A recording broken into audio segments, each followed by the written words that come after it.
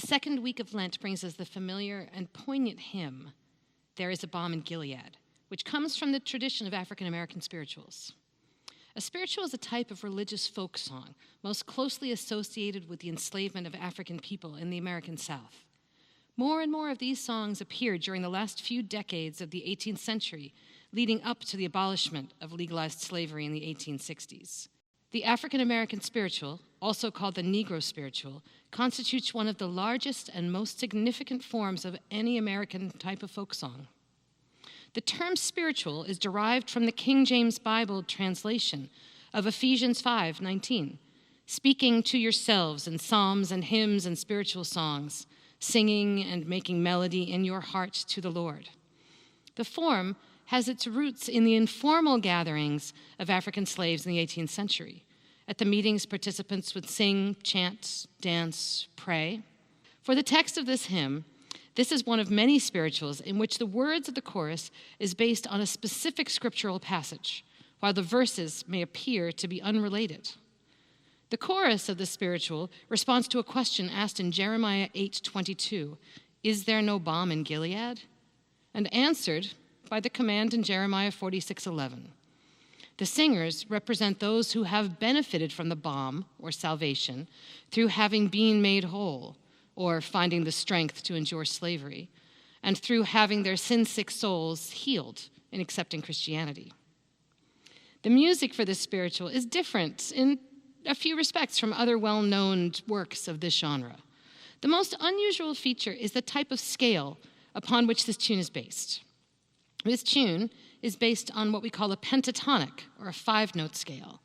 As many of you know, a regular major scale is made up of a series of 8 notes, separated by either half steps or whole steps. 1, 2, T, 4, 5, 6, 7, 8. However, as you see the pentatonic scale, 5 notes, 1, 2, T, 4, 5, it only has 5 notes. Those of you who are familiar also with the popular and brilliant a cappella ensemble Pentatonics now know how they chose their band name, as they have 5 singers. This pentatonic scale is also found in other spirituals, such as Swing Low, Sweet Chariot. Swing low, sweet chariot, and Steal Away to Jesus, and also Amazing Grace. Amazing Grace. The first 5 tones of the scale are used as melody tones in this spiritual.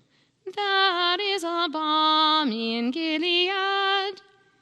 The second unusual feature of this spiritual is that the verse is connected to the chorus by a tone that comes to rest 1 step above the beginning tone of the chorus. Ba, ba, ba, ba, ba, da. That is a balm, thereby obliging the singer to return to the chorus to complete the entire song.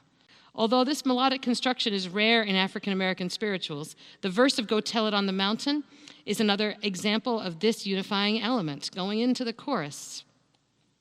Here's a little history of the piece. Amongst the first publications of collections which contained African American spirituals, then known as Negro spirituals, was Theodore Seward's Jubilee songs as sung by the Jubilee Singers of Fisk University, New York and Chicago, 1872, which provided true 4-part arrangements of these songs. Prior to this publication, the single-line melodies were contained in the first collections of Songs of Black America, Slave Songs of the United States, 1867. But Seward's collection offered up the standard soprano, alto, tenor, bass construction of the spirituals. Yet it was not until the 20th century, however, that the spirituals collected and published by African Americans became available. The 1902 publication of New Jubilee Songs and others in the first decade of the 20th century were significant also due to their inclusion of "There is a Balm in Gilead."